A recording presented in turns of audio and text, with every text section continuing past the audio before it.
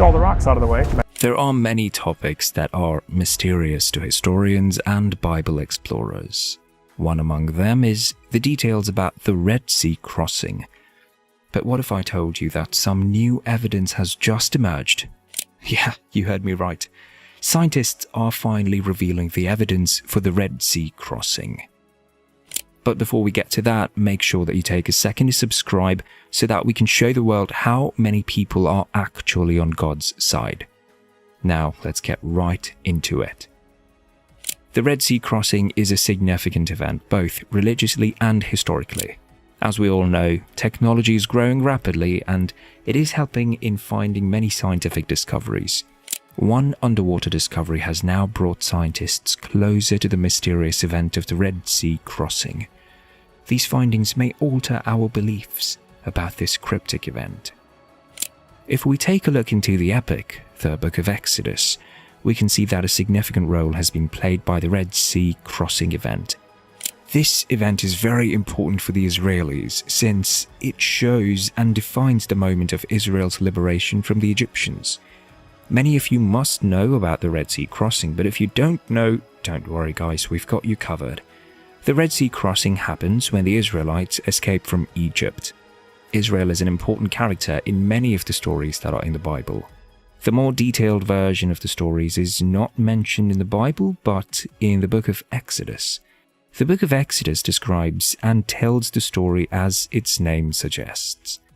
The name means departure in Greek, and the Book of Exodus portrays the Israelites' departure from Egypt. Israelites were treated harshly by the Egyptians and were treated as slaves. Then they finally decided to leave Egypt and go to Canaan, where their land was, as promised by God.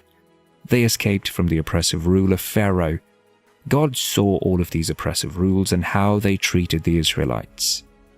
In this story, you can see the 10 plagues that God sent to induce Pharaoh to release the Israelites.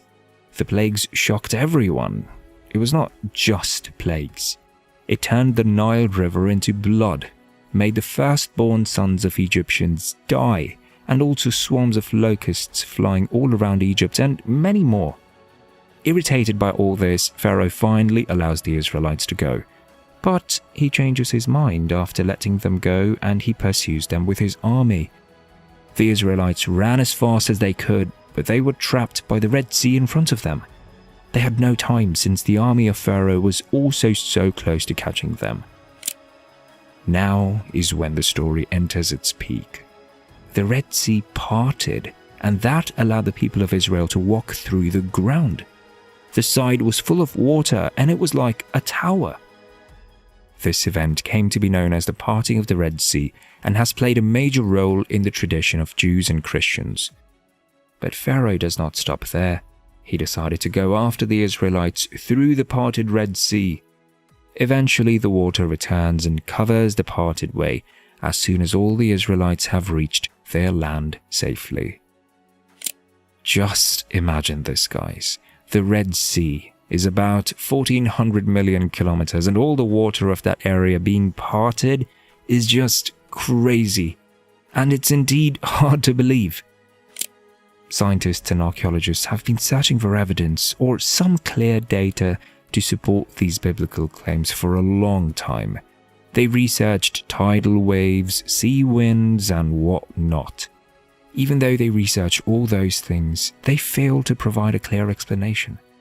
The topic remained a debate for many years. It's believed that God made this event happen to show the entire world his power and how he could save his people. This event is believed by everyone since it shows the power of Jesus and his care for his people. On the other hand, scientists do not believe all these stories since it does not have any scientific backing. We cannot blame them. In their world, everything is approved scientifically. There are many mysterious stories in every religious text, and scientists have always failed to give a backing to them as well. All we know is these are the stories people passed on through the generations to show the power of God. To prove the Red Sea crossing has happened, scientists and Bible scholars are digging deeper into the religious sources and are trying many scientific experiments. Now, let's find the truth behind this epic Red Sea crossing. And here's where things get truly shocking. Think about it, guys. Have you ever heard scientific news about the ocean just splitting up? No, right? Now you know why there are so many debates and controversies regarding the Red Sea crossing. As of now, there is no scientific theory to support this event. If we think more scientifically, for such an event to occur, the gravity and ocean currents need to vanish. But that's not possible. So we cannot simply say that it is 100% sure that this event happened. Even if it was a tsunami, it wouldn't create a whole path for the people and animals to move across it. As I've already said, that scientists do not take the divine interventions into their account. Another interesting thing is that it's believed that the Egyptian ruler Pharaoh was trapped under the ocean. But scientists and archaeologists are now suggesting that this might not be true and Pharaoh is not trapped under the ocean. They said this because they found many inscriptions that said about the rule of the Pharaoh even after the Red Sea crossing event. So the scientists are suggesting that Pharaoh would have ruled even after the Exodus event. The archaeologists also did not find any evidence of the drowning of Pharaoh's army. But now you might think, what if Pharaoh never walked into the path and remained in the land? That might be a possibility, guys, but we're not sure of anything. The scientists does not stop their experiment. They even did underwater excavations to find any evidence regarding this event, but finding the exact position where this event has happened is time-consuming, and we can indeed say it's almost impossible. Have you ever heard of the Gulf of Aqaba? Yeah. This provided necessary details about the Red Sea crossing to the scientists. Let's see how. The Bible and many other religious texts provide some details about the areas where this event might have happened. According to these texts, it's believed that this event might have occurred where the depth was only 2,000 feet, so when we look into the places there, we'll be able to figure out that the Gulf of Aqaba is a perfect match. The details that are provided in the Bible match the Gulf of Aqaba. The most significant thing that we need to notice is the similarities in the depth. The scientists studied many gulfs and realized that it was way shallower than what was described in the texts. So, when they found the Gulf of Aqaba, they knew that it might be a milestone in their discoveries. Let me tell you something even more crazy. The Gulf of Aqaba is in a position where the ancient trade route was. We all know how crucial the trade routes are during the ancient times. In one of the biblical accounts, it says that a powerful wind happened, and that was the reason for the parting of the sea. In that event, the parting of the water was not the only thing that happened. The wind was so strong that there was so much dust as well. The wind happened for several hours. Just imagine how strong this wind was. It parted the water in the sea. It's just unbelievable. We cannot imagine the fear that the Israelites went through during the time. They ran for several days. The army of Pharaoh was still behind them even after day 10. We should acknowledge the brave minds of the Israelites who made the decision to run for their life and not fall into the hands of the Egyptians again. So now the question that our scientists are facing is to find out whether the Gulf of Aqaba is a true location where this parting of sea has happened. Looking at only the depth is not sufficient in determining the event. Numerous new technologies are used to find evidence in that region. The scientists found a number of coral reefs and some underwater formations that were just like the ones described in the ancient text.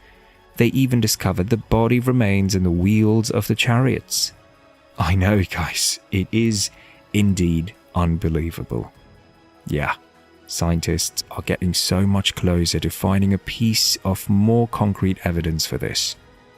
The Gulf of Aqaba also plays a major role in the book of Exodus.